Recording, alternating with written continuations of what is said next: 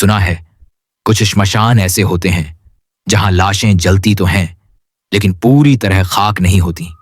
कुछ हिस्सा रह जाता है, अधजला, अधमरा, और फिर उस राख से कुछ ऐसा उठता है जो इंसान नहीं होता। मेरा नाम नवीन है और ये कहानी मैंने किसी किताब, चैनल या अफवाह से नहीं सुनी।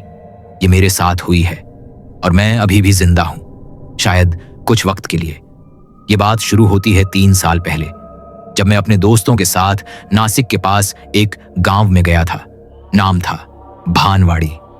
बहुत ही सुनसान, पेड़ों से घिरा हुआ, और सबसे अजीब बात, वहां का श्मशान गांव से बहुत दूर एक पहाड़ी के पीछे था।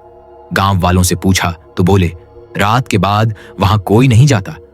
मैंने हंस के पूछा, क्यों भाई, कोई भूत रहता है क्या वहां? बुजुर्ग चौधरी बोले, भूत होता तो ठीक था, वहां श्मशान कृति है, जलने वाली लाशों की रूह जो अधूरी रह गई। हम हंस दिए, सोचा कुछ लोकल डराने की बात होगी, लेकिन वो हंसी 2 दिन बाद हमारे गले में फंस गई थी। तीसरी रात थी हमारी उस गांव में। हम 4 लोग थे, मैं, नवीन, अजय, संदीप और प्रतीक, और हम सब ने तय किया कि रात 12 बजे जाकर वो डरावना श्मशान देखेंगे। माचिस, बीड़ी और मोबाइल की टॉर्च लेकर हम चुपचाप निकल गए। रास्ते में सिर्फ जंगल था और हवाओं में कुछ सड़ा सड़ा सा महसूस हो रहा था, जैसे हवा भी बीमार हो, जैसे कुछ जला हो, लेकिन पूरा नहीं। तभी संदीप बोला, भाई कोई गंध आ रही है। हमने सोचा शायद कोई मरा जानवर होगा, लेकिन जैसे ही श्मशान के पास पहुंचे हम सब एकदम थम गए। एक चिता जल रही थी, लेकिन कोई वहां था नहीं, और वो आग अजीब नीली सी चमक दे रही थी। प्रतीक बोला, भाई ये आग सादा नहीं लग रही। मैं बोला, कोई पहले जला गया होगा, चलो पास जाकर देखते हैं। जैसे ही हम पास पहुंचे, चिता पर लेटी लाश की आंखें खुल गईं। हां, उसकी आंखें जली नहीं थीं, वो लाल लाल अंगारों की तरह चमक रही थीं। हमने चीख कर पीछे हटना चाहा, लेकिन लाश ने धीरे से सिर मोड़ लिया और एक अजीब धीमी आवाज आई, अधूरा मत छोड़ो, अधूरी आत्मा वापस आती है। उसके होंठ जले हुए थे मगर हिले थे। अजय वहीं डर के मारे बेहोश हो गया, और तभी चिता की आग एकदम से बुझ गई। अब बस राख थी, और वो अधजला शरीर और एक साया जो राख से उठ रहा था। कोई इंसानी आकृति नहीं, सिर्फ आंखें लाल अंगारे जैसी, और एक लंबा सा जला हुआ हाथ जो अजय की तरफ बढ़ रहा था। हमने अजय को खींचा और भागे। जंगल में भागते वक्त पीछे से फुसफुसाहट सुनाई दी। 1 गया, 3 बाकी। जैसे तैसे हम गांव वापस आए। अजय बेहोश था। हमने गांव वालों को बताया कि उसे सांप ने काट लिया, लेकिन उस रात के बाद से चीजें बदलने लगीं।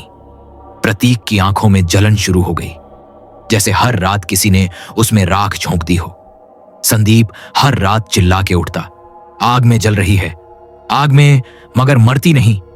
और मुझे हर जगह एक आवाज सुनाई देती थी, तुमने अधूरी आत्मा देखी है, अब तुम भी अधूरे रहोगे। चौथे दिन रात को प्रतीक गायब हो गया। उसकी चप्पलें दरवाजे पर थीं, मोबाइल चार्जिंग में लगा था, लेकिन वो कहीं नहीं था। और सुबह श्मशान में राख के ढेर में से उसका आधा चेहरा मिला, बस आधा, बाकी जला नहीं था। और उसी राख में किसी ने राख से लिखा था, दूसरा गया, 2 बाकी। प्रतीक की अधजली लाश के बाद गांव में डर नहीं, सन्नाटा फैल गया था। किसी ने कुछ नहीं कहा, लेकिन सबकी आंखों में एक ही बात थी, कुछ बहुत गलत हुआ है। हम 3 बचे थे, मैं, अजय और संदीप। लेकिन अब अजय बिल्कुल बदल चुका था। वो चुप रहता, दीवारों को घूरता, और आधी रात को उठकर छत पर राख से कुछ गोले बनाता था। जब पूछा कि ये क्या कर रहा है, तो एक बार वो बस फुसफुसाया, तीसरा कौन होगा? संदीप ने उस रात जाने का फैसला किया। भाड़ में जाए रिसर्च, मैं निकल रहा हूं यहां से। हम मना करते रहे, लेकिन वो सुबह 5 बजे ही निकल गया अपनी बाइक से। और फिर दोपहर को फोन आया। हाईवे पर उसकी बाइक तो मिली, लेकिन हेलमेट के अंदर सिर्फ राख थी, और उसी के नीचे उंगलियों से लिखा था, तीसरा गया, अब सिर्फ मैं और अजय बचे थे, लेकिन अब अजय भी अजय नहीं रहा था। एक रात नींद में उसने खुद को ही आग लगाने की कोशिश की। जब मैंने रोका तो उसकी आंखें वैसी ही चमक रही थीं जैसे उस अधजली लाश की थीं, और वो बस एक ही बात बोलता रहा, पूरी तरह जलने दो, अधूरी आत्मा चैन नहीं पाती। उस रात के बाद मैंने ठान लिया, अब मुझे इस श्मशान कृति की सच्चाई जाननी होगी। मैं उसी बुजुर्ग चौधरी के पास पहुंचा जिसने पहली बार नाम लिया था।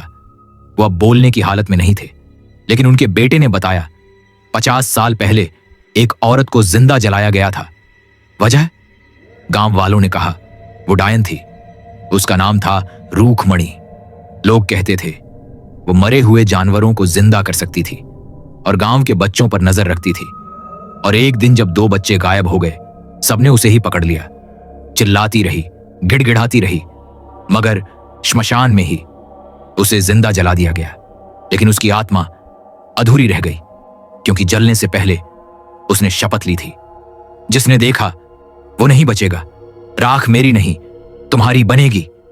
तभी समझ आया, हम चारों ने वही राख देखी थी, और अब एक एक कर सब राख बनते जा रहे थे। मैंने अजय को उस रात अकेले नहीं छोड़ा। हम कमरे में ताला लगाकर बैठे रहे, लेकिन रात के ठीक 3:33 पर दीवार पर राख से एक आकृति बनी। वही आंखें, वही हाथ, और उसी राख से एक उंगली बाहर आई, धीरे धीरे कमरे के अंदर। और अजय जैसे सम्मोहन में था। वो बोला, अब मेरी बारी है, राख अधूरी नहीं रह सकती। और वो खुद चल पड़ा। उस आकृति के पीछे मैं चिल्लाता रहा, दरवाजा पीटता रहा, लेकिन कुछ ही देर में कमरे में से चीख आई और फिर सन्नाटा। जब दरवाजा खुला, अजय वहां नहीं था। सिर्फ फर्श पर एक राख की लकीर थी जो दीवार की तरफ जाती थी, और वहां लिखा था, चौथा गया, अब तू बाकी, अब सिर्फ मैं बचा हूं। और अब हर रात मैं राख की गंध महसूस करता हूं। मेरी दीवारें राख से सनी मिलती हैं, और हर जगह रूखमणि की फुसफुसाती आवाज गूंजती है, अधूरी आत्मा पूरी हो गई, अब तू भी राख में मिल। अब मैं अकेला रह गया था, ना कोई दोस्त, ना कोई भरोसा, सिर्फ एक डर जो अब नींद से नहीं, जागते हुए भी पीछा करता था। हर सुबह मेरी अलमारी के नीचे राख का छोटा सा ढेर मिलता। हर दिन दीवार पर वो शब्द उभरते, तू बचा नहीं, बस छुपा है। और हर रात मैं रूखमणि की आवाज सुनता, आंखों से जो देखा वो अब राख में ही जिएगा। मैंने शहर छोड़ दिया, गांव, दोस्त सब पीछे छोड़कर नई जगह, नया मकान लिया। लेकिन जिस रात पहली बार मैं वहां सोया, सुबह दरवाजे पर वही शब्द मिले, राख में लिखे हुए, तेरे कर्म तेरे साथ आए हैं।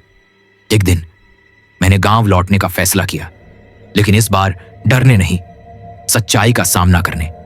मैं फिर चौधरी के घर गया, लेकिन अब वहां ताला था। अंदर से सिर्फ एक चीज मिली, रूखमणि की डायरी।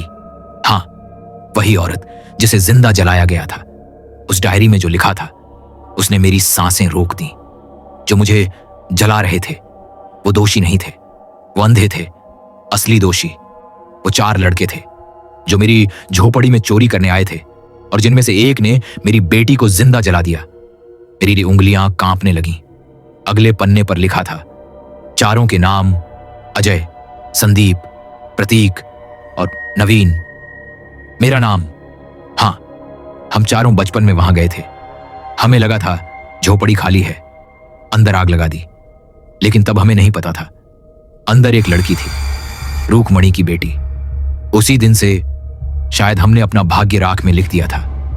अब सब कुछ साफ था और बहुत देर हो चुकी थी। अब मैं समझ चुका था कि ये कोई भूत नहीं, ये बदला था एक जलती मां की आत्मा का, जो अपनी बेटी के कातिलों को अधजला नहीं छोड़ना चाहती थी। और अब बस मैं बाकी था। उस रात मैंने खुद को कमरे में बंद कर लिया, सारे आईने ढक दिए, मोबाइल बंद। लेकिन आधी रात को मेरी अलमारी अपने आप खुल गई और अंदर वो बैठी थी, रूखमणि, आंखें राख से भरी, चेहरे पर सिर्फ जलन नहीं, नफरत थी और उसने कहा, तू माफी मांग सकता है मगर राख तुझे छोड़ेगी नहीं। और फिर कमरे में चारों तरफ राख भर गई।